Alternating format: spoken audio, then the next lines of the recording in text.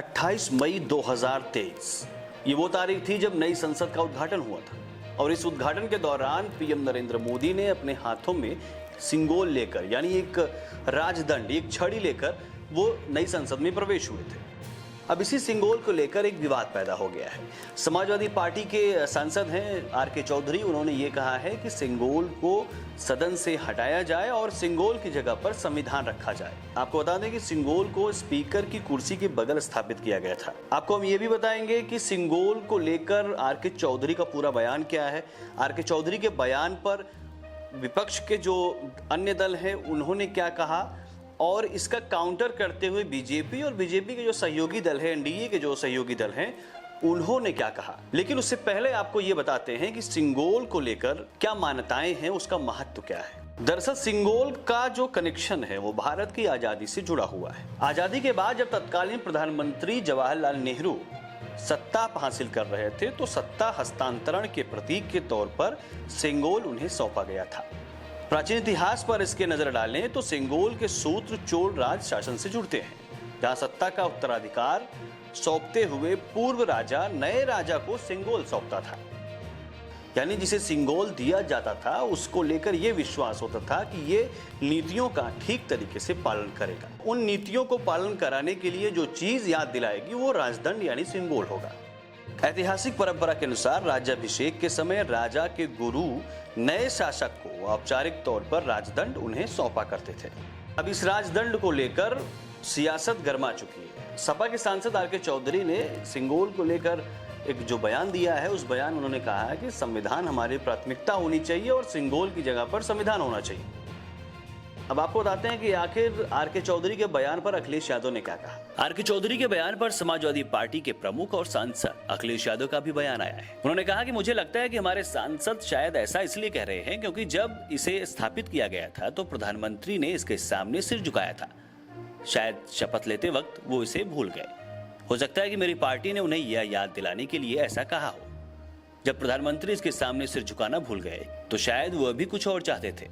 सपा नेता के इस बयान पर शिवसेना के संजय राउत ने कहा कि संविधान अहम है और हम इंडिया ब्लॉक इस पर चर्चा करेंगे। वहीं कांग्रेस पार्टी ने सिंगोल मुद्दे पर समाजवादी पार्टी का समर्थन किया है। पार्टी ने कहा कि सिंगोल पर एसपी की मांग गलत नहीं है।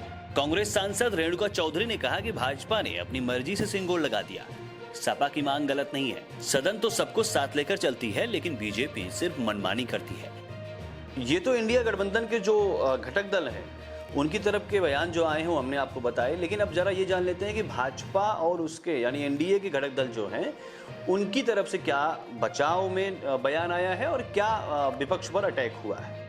बीजेपी के लोकसभा सांसद खगेन मुर्मू ने आर.के. चौधरी के बयान पर कहा कि इन लोगों को कोई दूसरा काम नहीं है। इन्होंने संविधान के बारे में लोगों को गुमराह किया। ये लोग संविधान को मानते ही नहीं है। मोदी जी संविधान को बहुत सम्मान देते हैं। एसपी नेता के बयान पर बीजेपी सांसद महेश जेठमलानी ने कहा कि सिंगोल राष्ट्र का प्रतीक है। सिंगोल को स्थापित किया गया था, उसे अब कोई हटा नहीं सकता है।